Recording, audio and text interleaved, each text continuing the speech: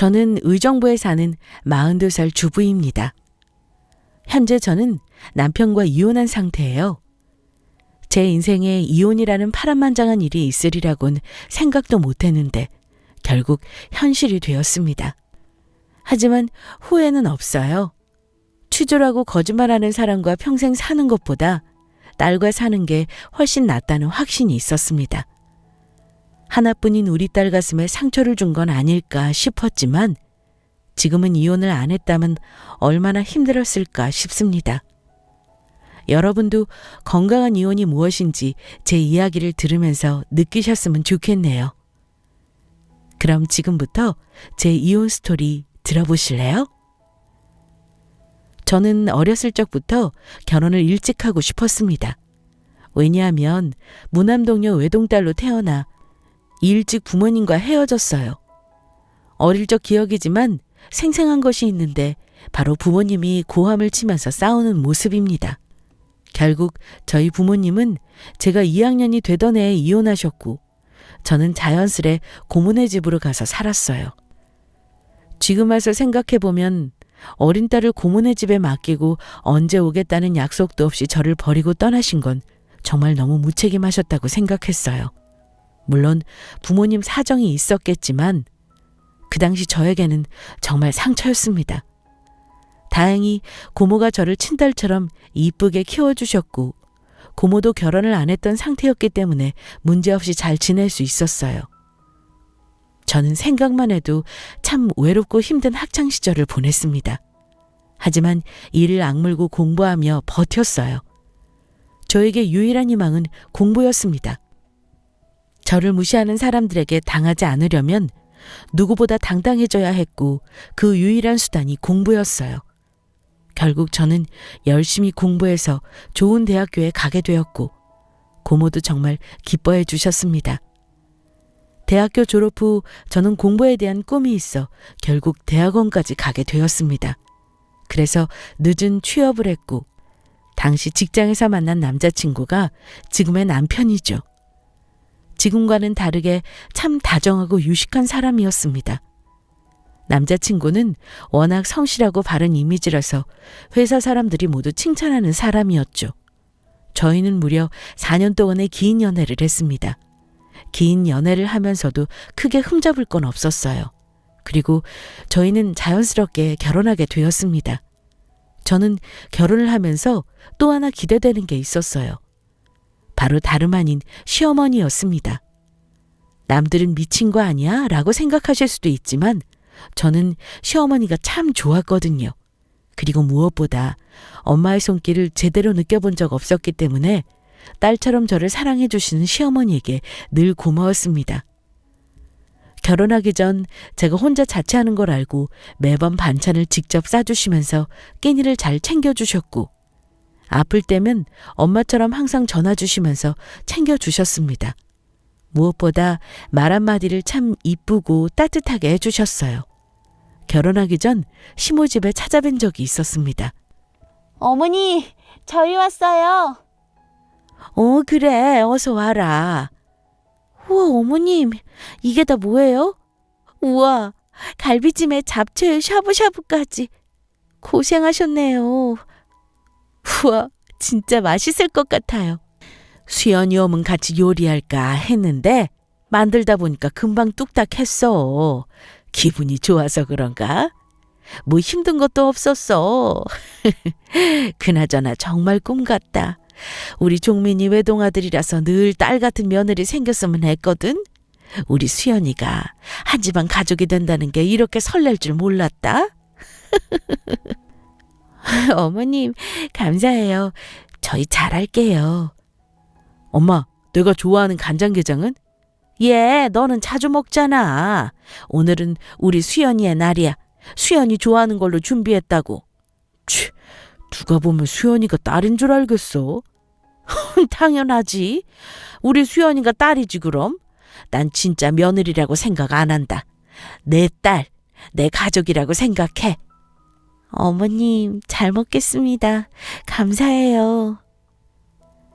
시모는 일찍 남편을 하늘나라로 보내시고 남편, 그러니까 외동아들 하나만 믿으며 사셨기 때문에 저를 딸처럼 여기고 정말 좋아해 주셨습니다.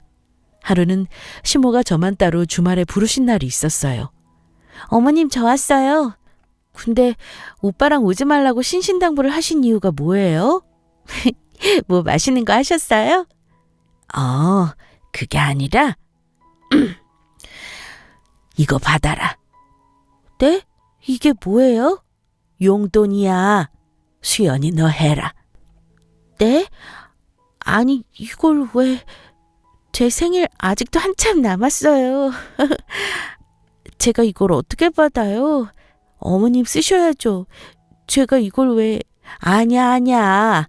내가 조금 들어놓은 게 있는데 마침 만기가 됐어. 크지는 않지만 이자가 그래도 꽤 괜찮더라고. 결혼하고 살림하느라 모두 생활비로 돈 쓸 텐데 이거 보태 써라. 아니다. 이번에는 수연이 너 옷 한 벌 사 입어라. 매일 10,000원짜리 티셔츠 입지 말고. 응? 마음은 감사한데 제가 이 돈을 받아도 될까요? 당연하지. 우리 종민이랑 결혼해줘서 정말 고마워.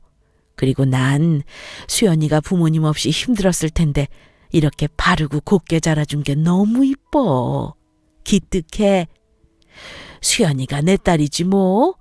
종민이는 내가 따로 챙길 테니까. 알겠지? 이건 여자들끼리 비밀이야. 쉿! 알겠지? 네, 어머님. 감사히 잘 받을게요. 이번에는 어머님 말씀대로 이쁜 옷 한 벌 사 입을게요. 제가 더 잘할게요. 그래. 지금도 잘하고 있어. 진짜 시모는 거의 엄마나 다름없었습니다. 저도 그 뒤에 마음을 확 열게 되었고 남편이 없는 날이나 명절이 아닌 평범한 날에도 시모 집에 가서 맛있는 요리도 해먹고 재밌게 놀다가 왔습니다. 참 행복했어요. 시모랑 엄마처럼 지낼 수도 있구나 하며 스스로 놀라웠습니다. 그리고 그 즈음 저는 아이를 임신하게 되었어요. 겹경사가 찾아온 기분이었습니다. 늦게 임신해 노산이라 걱정이 많았는데 시모 덕분에 편안한 마음으로 임신 기간을 지낼 수 있었습니다. 배가 부른 저를 위해 요리도 직접 자주 해주셨고 인부복도 이쁜 게 많다면서 백화점에서 이쁜 옷도 따로 사주셨거든요. 그런데 아이를 낳고 딱 1년. 아기 돌이 지나고 난 이후 그때부터 남편이 이상해지더라고요. 다 잡은 물고기라고 생각을 한 건지 아니면 저한테 벌써 권태기가 온 건지 모르겠는데 사람이 좀 퉁명스럽다고 해야 할까? 좀 그랬습니다. 오빠, 이번 주 또 나가? 아니, 낚시 다니는 건 좋다 이거야. 근데 자고 오는 사람이 어딨어? 뭘 어딨어? 여기 있지. 야, 다른 부부들 사는 거 봐봐. 요즘 캠핑하는 거 유행인 거 몰라? 남들은 아내가 오히려 나가라고 하더라. 오빠, 우리 아람이 이제 돌 지났어. 이때가 한창 이쁜 거 몰라? 알지. 야, 근데 누가 그러더라. 부모가 행복해야 자식도 행복하다고. 내가 뭐 맨날 나가냐? 지난주에는 내가 아기 봤잖아. 고작 그 20분 놀아준 거? 야, 고작이라니. 그리고 아직 말도 못하는 아기랑 그럼 뭐라고 노냐? 그리고 어차피 지금 잘해봤자 소용없어. 애는 기억도 못할 텐데. 그냥 적당히 뭐든 적당히 잘해주고 밥 안 굶기고 예의 바르게 그렇게 키우면 돼. 너도 너무 유난 떨지 마. 오빠, 그게 아빠가 할 소리야? 어차피 기억 못할 테니 그럼 대충 키우라고? 참나, 기가 막혀서. 그럼 뭐하러 아기를 낳았어? 어? 매일 놀아달라는 말은 아니야. 그런데 가족과의 시간도 필요하지 않아? 그리고 나 아기 낳고 경력 단절돼서 맨날 집에 있는 거 몰라? 그러게, 운전 좀 배워두지 그랬냐? 어휴, 맨날 내가 그렇게 운전 좀 미리 해두라니까 넌 뭐 나 없으면 어쩌려고 그러냐? 오빠, 나 대학 때 교통사고 나서 운전 트라우마 있는 거 몰라? 내가 뭐 일부러 운전 안 해? 그리고 아기 봐주시던 이모님도 다음 주에 사정 생겨서 그만두신대. 야, 그래, 잘 말했다. 아기 낳고 엄마들 다 혼자 해. 그동안 너가 복에 겨웠던 거지. 우리가 뭐 부자냐? 이모님을 쓰게? 오빠 진짜 이럴 거야? 나 몸 안 좋아서 이모님 부르는 거 잊었어? 게다가 오빠가 이모님 먼저 부른 거잖아. 일주일에 이틀, 3일은 편하게 쉬면서 육아하라고 나한테 말했잖아. 참나, 내가 떼써서 이모님 부르자고 한 것처럼 덮어씌워? 그리고 솔직히 오빠도 육아 많이 도와주겠다고 했잖아. 근데 평일에 회식한다고 매번 늦고 주말에 낚시한다고 외박하고 이게 말이 돼? 네, 맞습니다. 저는 선천적으로 몸이 좀 약한 편이에요. 엄살이 아니라 진짜 좀 체력이 약합니다. 빈혈도 있고 저혈압도 있어서 특히 아이 낳은 후 의사도 절대 안정을 취하라고 했고요. 그래서 임신 초 남편이 저에게 주는 선물로 평일 이틀 정도는 이모님 도움을 받으라고 돈도 두둑히 챙겨주었거든요. 물론 남편에게 정말 고마운 일이죠. 그런데 마치 제가 남편에게 떼써서 이모님을 부르자고 한 사람처럼 덮어씌우는 게 너무 짜증이 났어요. 야, 아무튼 이모님은 이제 부르지도 마. 너 빈혈? 그것도 솔직히 죽을 병 아니잖아. 너무 요란스럽게 그러지 좀 마. 차라리 잘 됐네. 이모님 아예 쓰지 말자. 알겠지? 그래, 이모님은 그렇다 쳐. 근데 요즘 주말마다 왜 이렇게 나가? 너무한 거 아니야? 바람 펴? 아이씨, 또 왜 바가지 긁어? 시끄러워. 버럭 남편은 화를 내더니 집을 나가더라고요. 아기를 낳은 후 남편은 확실히 달라졌습니다. 그때부터 저는 시어머니에게 더 의지했던 것 같아요. 하지만 그때까지만 해도 남편이 바람을 피울 거라는 건 정말 상상조차 못했습니다. 여보세요? 수연이 뭐하니? 내일 아람이 데리고 놀러와. 내가 맛있는 거 해줄게. 종민이는 집에 있어? 어머, 너 왜 울어? 죄송해요, 어머님. 저 산후 우울증인가 봐요. 이상하게 다 짜증나고 속상하고 막 그래요. 오빠가 요즘 좀 달라진 것 같아요. 아유, 종민이 이 자식 내가 가만두면 안 되겠다. 아니에요, 어머님. 어머님이 워낙 편하고 그래서 별소리를 다 했네요. 오빠 너무 뭐라고 하지 마세요.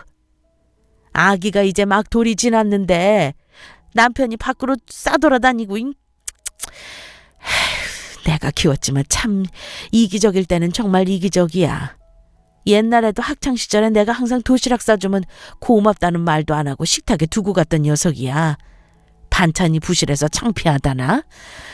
암튼 수연아, 울지 말고 집에 와서 밥 먹어라. 마음이 헛헛할수록 밥을 잘 먹어야 하는 거야. 어서 건너와라.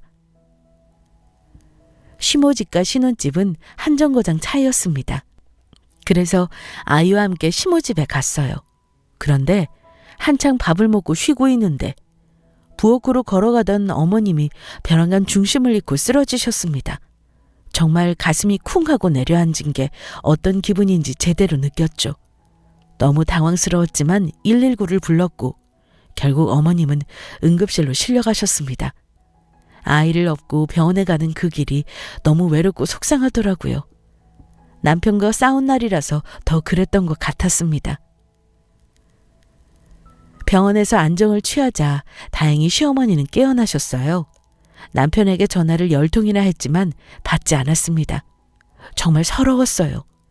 나중에 의사소견에 의하면 시모는 기립성 저혈압이라고 하더라고요. 알아보니 고혈압보다 더 무서운 게 기립성 저혈압이라고 했습니다. 기립 시에 혈압이 낮아지고 어지럽고 때로는 실신하게 되는 상태까지 온다고 했어요. 어머니, 참만 다행이네요. 응, 그래. 진짜 나도 아까는 순간적으로 기억이 안 나더라. 어머니, 솔직히 말해보세요. 이번에만 이런 거 아니시죠? 의사 선생님이랑 상담해보니까 꽤 저혈압이라 이런 상태가 꽤 오래된 것 같다 하시는데 왜 말씀 안 하셨어요? 사실 얼마 전에 침대에 내려오다가 휙 쓰러져서 한참을 바닥에 앉아 있었어. 그래도 그때는 시신하고 이 정도는 아니었는데 에휴. 어머니, 진짜 이거 조심하셔야 해요. 정말 큰일 날 뻔하셨어요. 만약 제가 집에 없었으면 어머니 제대로 시간 안에 치료 못 받으셨을 거예요. 일단 충분한 물을 드셔야 한대요. 그리고 요즘 보니까 짜게 드시던데 또 갑작스럽게 일어나는 것도 피해야 하고요. 내가 잘 챙겨볼게. 안 되겠다, 어머님. 저희 집에 들어오세요. 마침 이모님도 안 계셔서 방 하나 남아요. 그리고 아람이가 할머니 오죽 좋아해요? 뭐? 아니다. 에이, 그래도 신혼집에 내가 사는 건 말이 안 된다. 어머님, 그럼 어머니 이렇게 갑자기 휙 쓰러지는 건 말이 되고요? 제 눈앞에서 어머님 쓰러지는 걸 보고 발 뻗고 편히 잘 수 있겠어요? 결국 시몬은 집으로 들어와 살게 되었습니다. 남들은 고생을 사소한다고 뜯어 말렸지만 저는 문제 없었어요. 그리고 진심으로 불편하지 않았습니다. 어릴 적 엄마의 사랑을 못 받고 자랐기 때문에 시모가 마치 엄마처럼 느껴졌거든요. 게다가 산후 우울증을 앓고 있는 저에게 시모는 항상 곁에서 좋은 말씀을 많이 해주셨기 때문에 오히려 힘이 되어주셨습니다. 다행히 남편도 사정을 다 듣고 이해해 주었습니다. 저에게 처음으로 고맙다고 하더라고요. 시모가 집에 들어오자 집 분위기는 달라졌습니다. 아기가 울고불고 뗐으면 시모는 아이를 잘 달래주셨어요. 그리고 어머님이 아기를 볼 때 저는 아이 이유식을 편하게 만들 수 있었습니다. 무엇보다 친구가 생긴 기분이었어요. 집에서 하루 종일 아이를 보다 보면 솔직히 지칠 때가 많습니다. 외롭기도 하고요. 다행히 시모가 계셔서 같이 영화도 보고 텔레비전도 보면서 정말 재밌게 알콩달콩 지냈습니다. 엄마와 딸, 딱 그런 느낌으로요. 그런데 시모가 들어와 살게 된 후 딱 3개월 후부터 남편은 갑자기 지방 출장이 많아졌습니다. 한 달에 한두 번 들어오는 게 말이 되나요? 마침 남편이 온 날 저는 그동안의 일을 캐물어 볼 수밖에 없었습니다. 오빠, 회사 기숙사에서 지낸다고? 회사 기숙사. 그때 사진 찍어 보내줬잖아. 아우, 졸리다. 아람이들 잘 지내? 무슨 프로젝트가 있길래 이렇게까지 지방에 오래 내려가 있어? 그리고 딱 2주면 된다고 하지 않았어?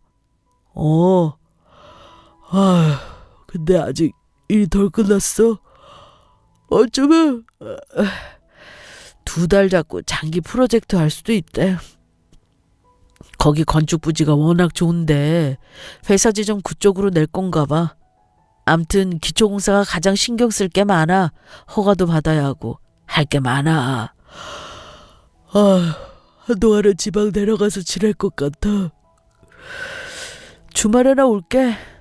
그나저나 엄마는 잘 지내? 엄마 요즘은 저혈압인가 뭔가 그거 괜찮아?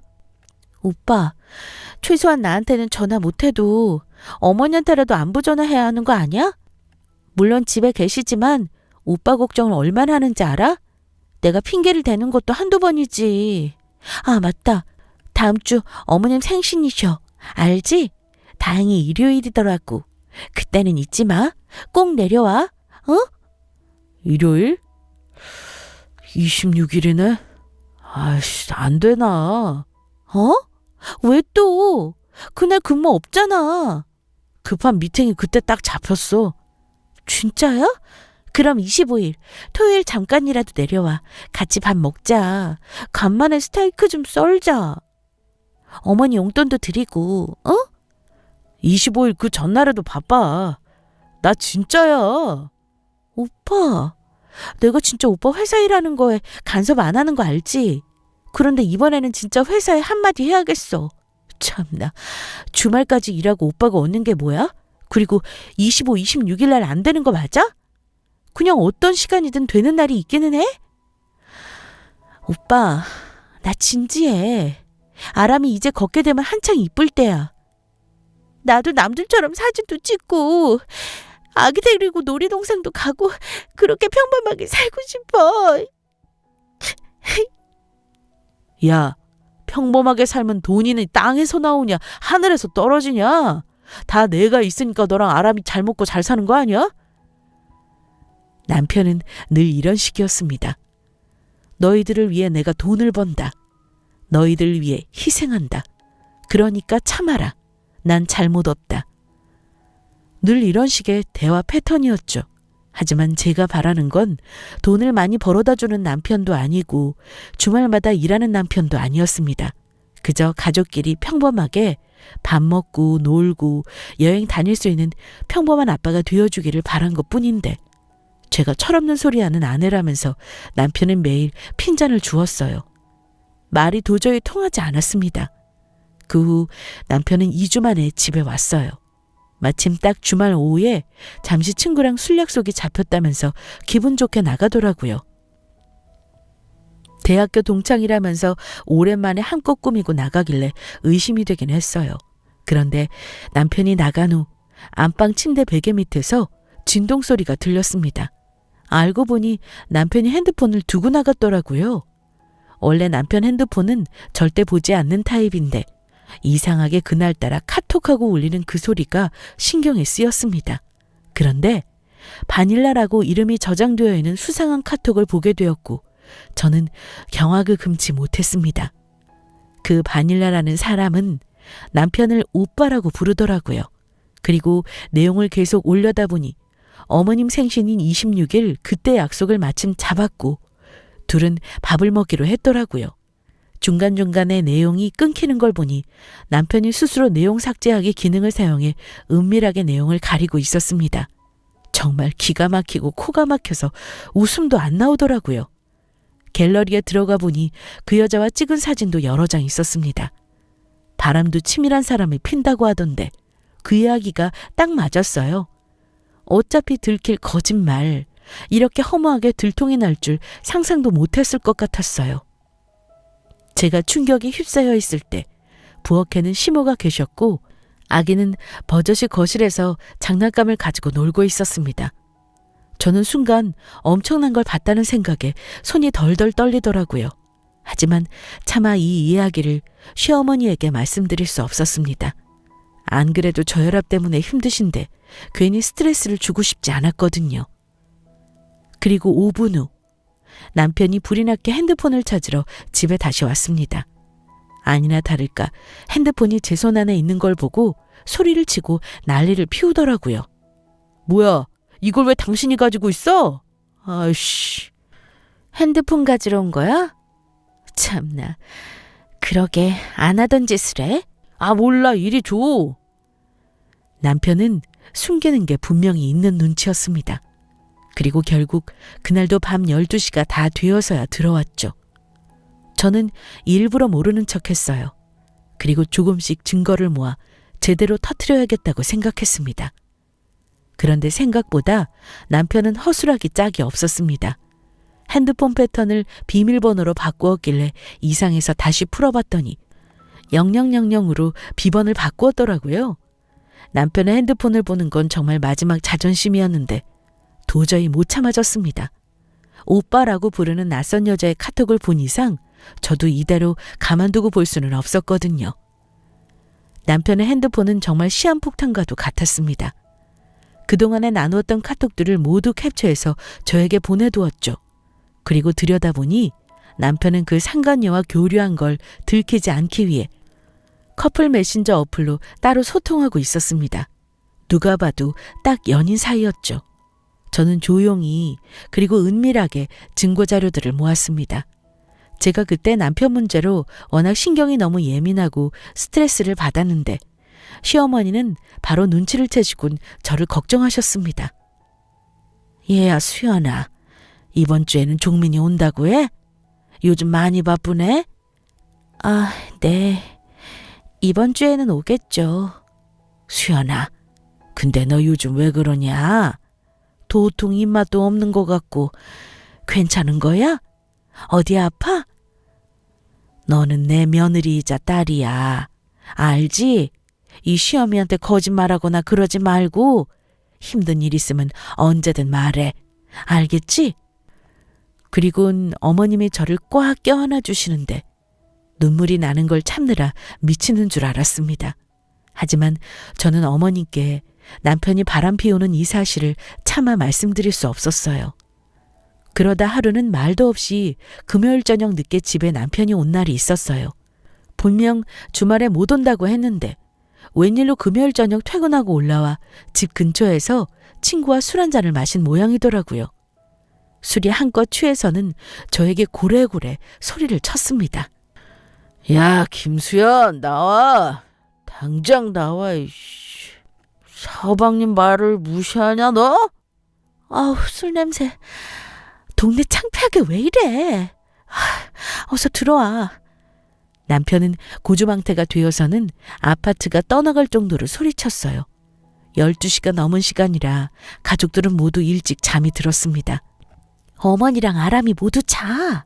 쉿, 조용히 하라고. 야, 너가 뭔데? 너가 뭔데 이래라 저래라 하는 거야, 어? 언제 왔어? 이번 주말 못 온다고 하지 않았어? 야, 김수연, 내 말 잘 들어. 너 다 알고 있지? 뭐가 갑자기? 남편은 저를 추궁했습니다. 자기가 바람핀 사실을 고백하려는 모양이었어요. 내가 모를 것 같냐? 요즘 너 내 핸드폰 자주 보더라. 내가 모를 것 같았냐? 그래, 어차피 알게 될 사실이니까 내가 말해준다. 나 좋아하는 여자 생겼다. 진짜 나도 이렇게 될 줄 몰랐는데 사랑하게 됐다. 미안하게 됐다. 그런데 어쩌냐. 너나 나나 늦기 전에 진짜 사랑 찾는 게 너한테도 나한테도 좋은 거 아니겠냐? 나도 너 앞에서 거짓말 더 이상 하기 싫다. 지겨워. 내가 곰곰이 생각해봤는데 아무래도 그 여자가 더 좋다. 너보다. 너랑 결혼하고 사랑한 건 진심이었어. 근데 솔직히 말하면 아기 낳고 너 아줌마처럼 사는 거 보는데 더 이상 매력적으로 느껴지지가 않더라. 우리 엄마 돌아가시면 바로 이혼하자. 엄마만 돌아가시면 너랑 안 사니까 준비해둬. 나도 엄마 앞에서 더 이상 비참해지기 싫다. 그래서 말인데 나 회사 기숙사 아예 들어갈 테니까 그렇게 알아. 지방으로 아예 부서 돌리려고 팀장한테 말할 거야. 내가 당장 이혼해달라는 이야기는 안 할게. 우리 아람이 또 아직 어리고. 근데 같이 사는 건 이쯤에서 그만하자. 뭐? 너 지금 제정신이야? 야, 그래, 말 잘했다. 너 핸드폰 가관이더라. 그 바닐라라는 여자 뭔데? 누군데? 너 아기 아빠야. 결혼했다고. 미친 거 아니야? 나 안 미쳤어. 그 여자가 더 좋아졌다고. 미치겠다고. 남편은 제 앞에서 당당하게 상간녀가 더 좋아졌다면서 이혼을 나중에 하자고 제안했어요. 그때 마침 방 안에서 이 상황을 모두 듣고 계셨던 시어머니가 거실로 나오셨습니다. 그리고 말릴 새도 없이 시어머니는 남편의 싸대기를 때렸어요. 야, 너 지금 뭐라고 했어? 우리 수연이한테 뭐?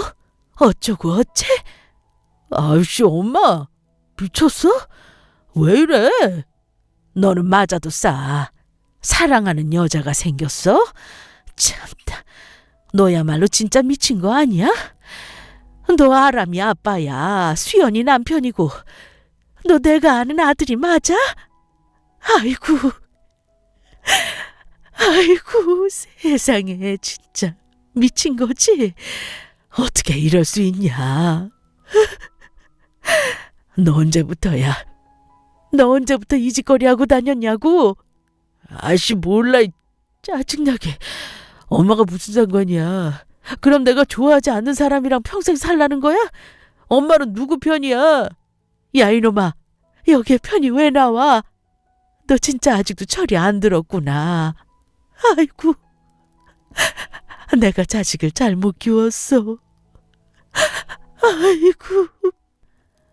어머님은 목 놓아 우시면서 연신 저에게 미안하다고 사과하셨습니다. 그리고 기립성 저혈압 증상이 심해지셨는지 어지러움을 호소하시며 다리가 풀려 그만 그대로 소파 쪽으로 넘어지셨어요. 저혈압은 특히 스트레스를 받으면 위험한 병이라 끝까지 시모에게는 남편의 바람피는 사실을 숨겼는데 이렇게 남편의 바람피는 사실이 허무하게 금방 들통이 나버리는 게 정말 속상했습니다.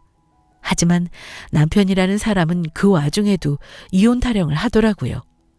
저는 그때 느꼈습니다. 이 사람과는 못 살겠다는 사실을요. 그리고 한 달이 지났고 남편은 결국 짐을 싸서 나갔습니다. 그 상간녀와 편하게 사랑을 하면서 살겠다면서 자기를 미워하지 말라고 하더라고요.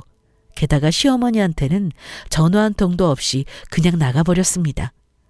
정말 불효도 그런 불효가 없었어요. 저도 거의 반포기 상태로 지냈습니다. 어차피 마음 떠난 사람 잡고 싶지도 않았고요. 하지만 상간녀 소송은 반드시 해야겠다고 생각했습니다. 왜냐하면 누구조차고 이혼을 해줘야 하지? 라는 생각이 순간 스쳤거든요. 사실 상간녀 소송이라는 게 쉽지 않았지만 어쩔 수 없었습니다. 시모는 이혼을 준비하는 제 모습을 옆에서 지켜보시면서 점점 밥을 드시지 못하셨어요.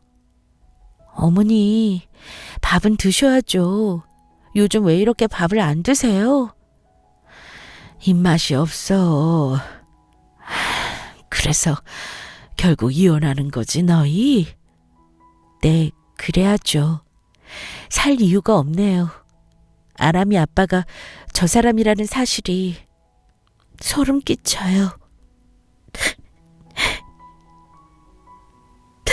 수연아, 내가 정말 미안하다. 이걸 어떻게 갚아야 할까?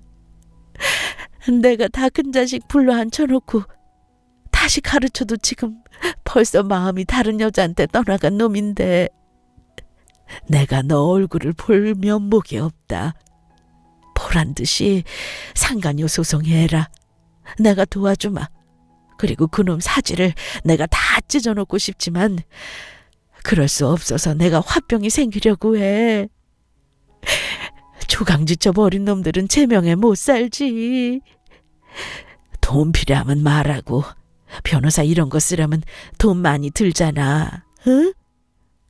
어머니가 무슨 잘못이 있으세요? 저는 어머니 덕분에 그래도 지금 힘내고 살아요. 그러니까 밥도 잘 드시고 건강하게 오래오래 제 곁에 있어주세요. 돈도 일단은 여유 있으니까 걱정 마시고요. 저는 상간녀 소송을 알아보기 위해 유명한 이혼 변호사와 상담을 여러 번 했어요. 생각보다 과정이 꽤 복잡하고 번거로웠습니다. 그리고 무엇보다 비용이 생각보다 비쌌어요. 이왕이면 좋은 변호사를 찾기 위해 발품을 팔고 상담을 하니 금방 몇백만 원이 나갔습니다. 정말 이혼도 아무나 하는 게 아니구나 싶었죠. 그런데 하루는 시모와 함께 변호사 상담을 받으러 집을 나섰는데 갑자기 현관문 앞에서 또 한 번 어지러움을 호소하시면서 그대로 바닥에 쓰러지셨어요. 그리고 한 번도 하지 않았던 구토를 하셨습니다.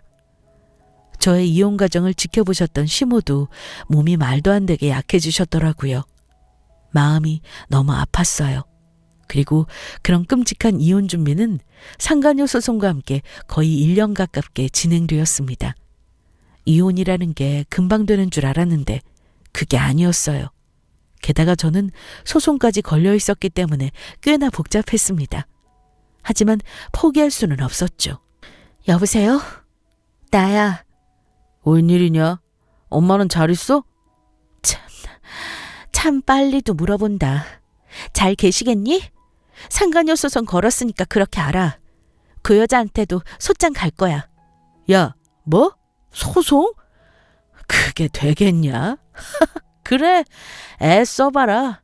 그리고 설령 소송해서 진다고 해도 상관없어. 난 이 사람이랑 결혼할 거야. 내 목적은 하나, 이혼이야. 알겠냐? 남편은 이혼을 준비하는 내내 끝까지 자기 자존심이 먼저였습니다. 그리고 상간녀와 동거를 하니 많이 이상한 소문도 제 귀에까지 들릴 정도였으니까요. 정말 막장 쓰레기로 변했지만 본인만 그걸 모르는 것 같았습니다.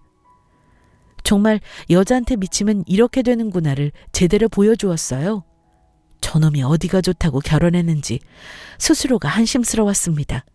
그런데 벼랑간 하늘이 무너지는 사건이 일어났습니다.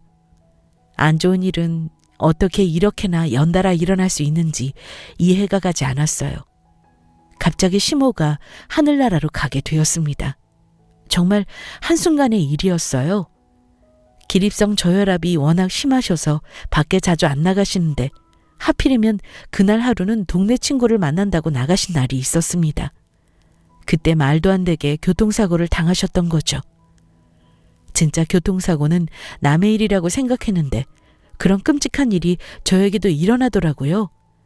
사고는 정말 한순간이었고 가해자도 일부러 그런 건 아니었기 때문에 정말이지 누구를 원망해야 하나 싶었습니다.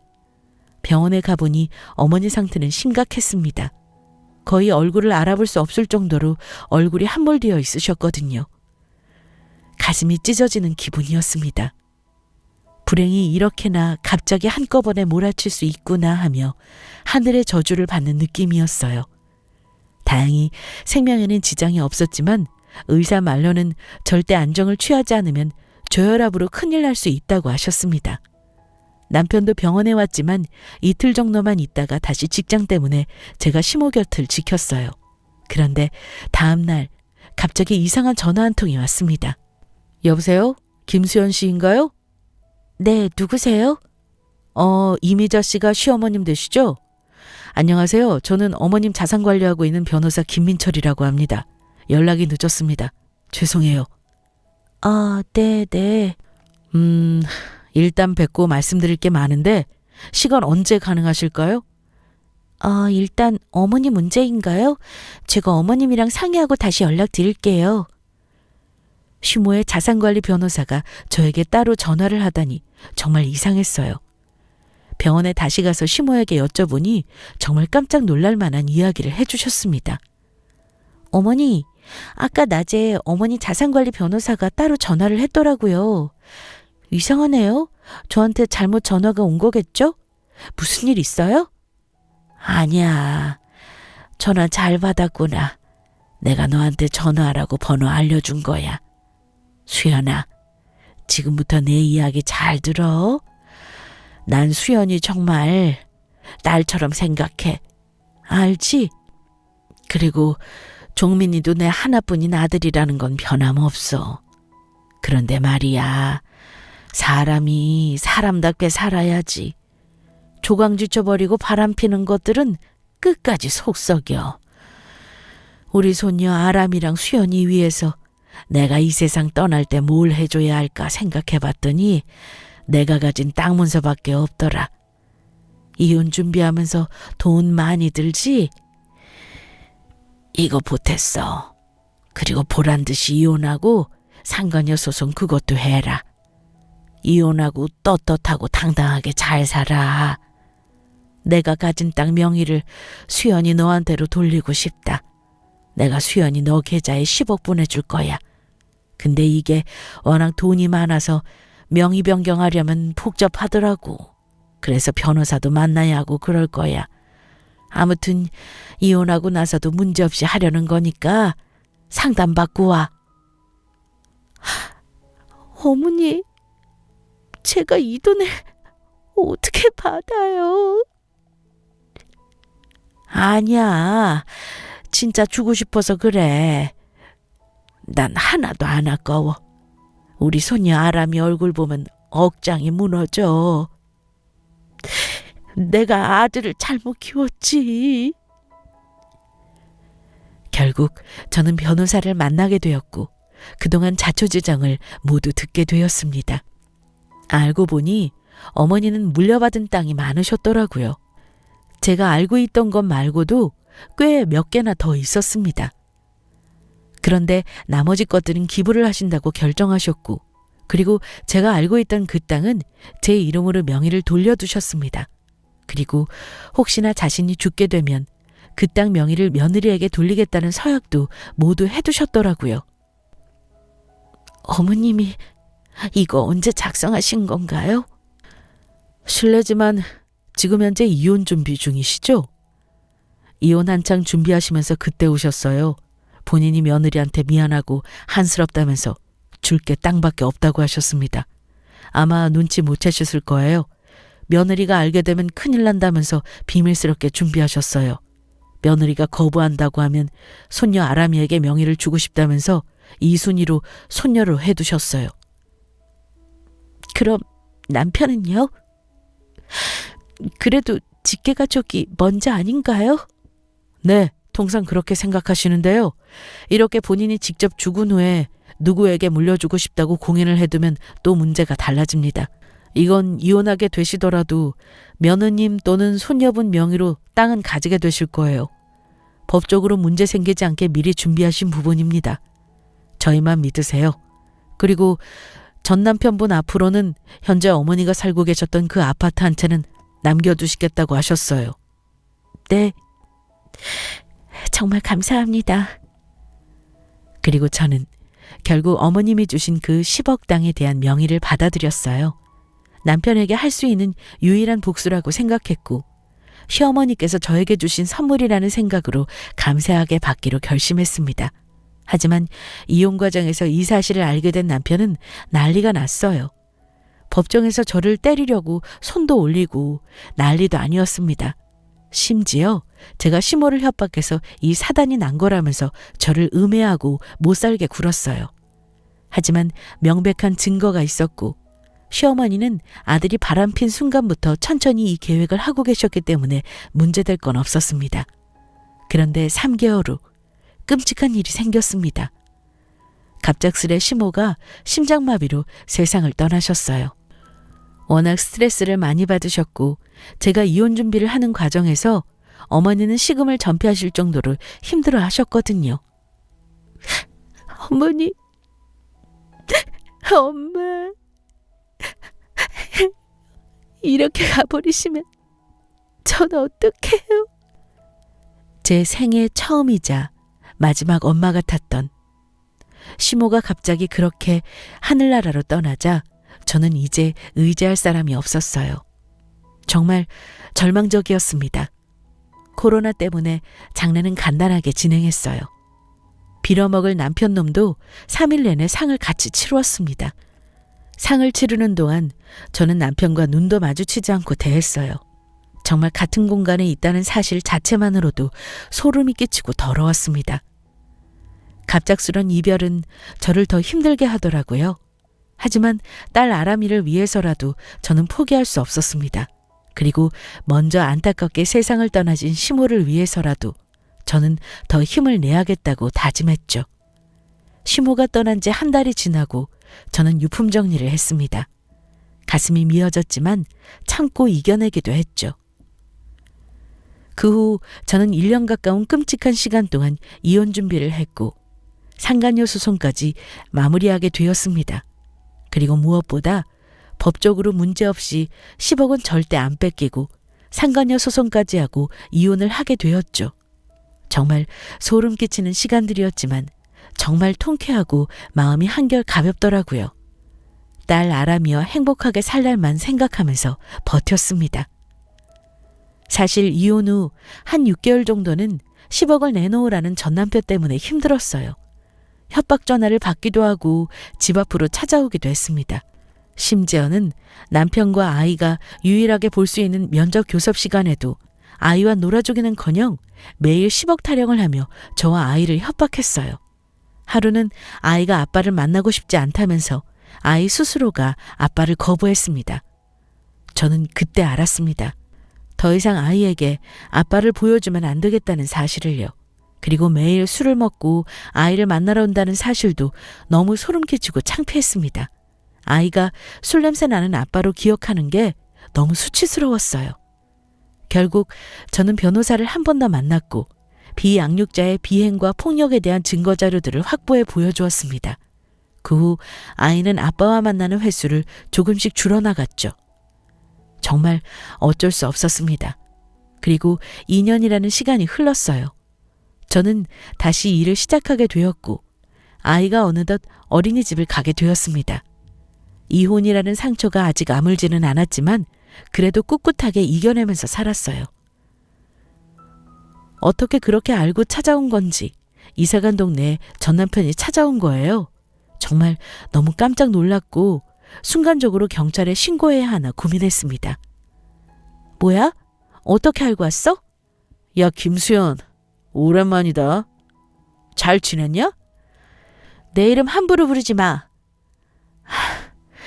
여긴 어떻게 찾아온 거냐고. 아람이는 잘 있어? 수연아. 미안하다. 나 그 여자한테 돈 다 뜯기고 왔어. 나 이제 진짜 거지 됐다. 미안하다 진짜. 내가 조감지쳐 버리고 벌 받는가 봐. 나 좀 받아줘라. 뭐? 야, 너 미쳤니? 그러게, 네 복을 네 발로 찬 거지. 안 그래? 시어머니가 오빠 부를 때 매번 했던 말 기억나? 사랑하는 아들이라고 부르셨잖아. 오빠는 어때? 어머니한테 떳떳하고 당당한 아들이야? 살아생전에 어머니한테 효도했어? 못했지.